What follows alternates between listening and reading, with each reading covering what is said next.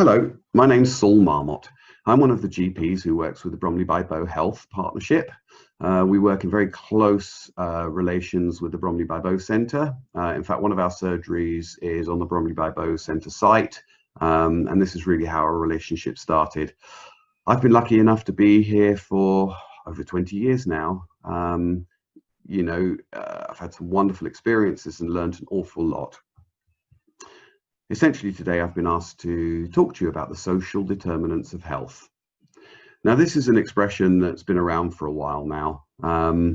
Unfortunately, I'm going to have to condense decades of research into a few minutes of presentation, so I hope it makes sense, and I hope that you can bear with me and bear with my appalling technology skills as I get it wrong. If I get anything wrong, please just bear with me.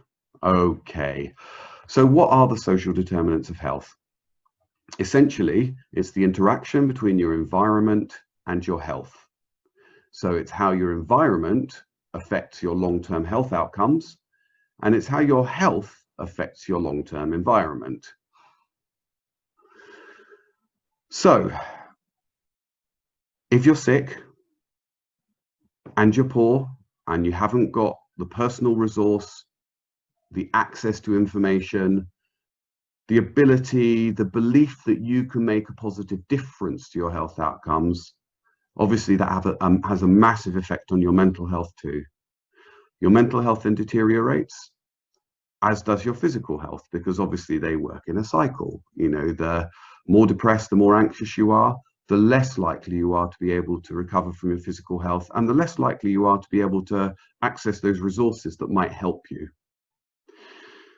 So obviously, all of these things have an effect on the next generation.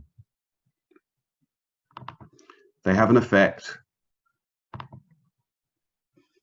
on the next generation, which means that then the next generation starts again at the beginning, where we started with Kid A and Kid D, and these inequalities do get perpetuated.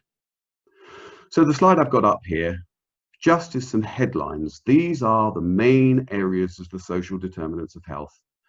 So you've probably seen countless slides like this. There are so many different ones and they all say slightly different things. Importantly, one of the social determinants of health is your economic situation. So the economic situation of you and your family, but also the economic situation of your community. Have you got access to healthy food? Have you got access to good education? What's the expectation of your school? What's the expectation of your parents? Will they be able to push you? Will you be able to achieve?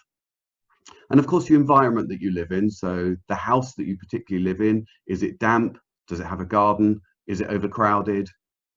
Is it a lovely house that, you know, there's plenty of freedom and space in? Do you have access to open spaces? What about work?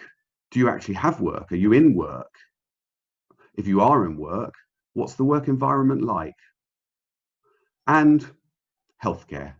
So we're very fortunate, as I said, to have access to good healthcare in this country, much more fortunate than lots of places across the world, but there is still a massive difference in what you can and can't afford just because of your social class. So here's my summary slide. Your health is about three things. It's about your physical health, it's about your mental health, and it's about your social health.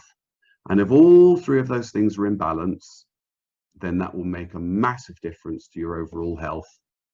If all those things are in balance, then hopefully your next generation will be able to progress and to deal with the things that it's thrown at it, sorry. So that in a nutshell is the social determinants of health. I'd normally take questions at this time, but quite obviously that is not going to happen. So I hope it's been informative. I hope it's been at the right level, and thank you for bearing with me with the absolutely appalling IT skills. Hopefully we'll see you again sometime. Bye.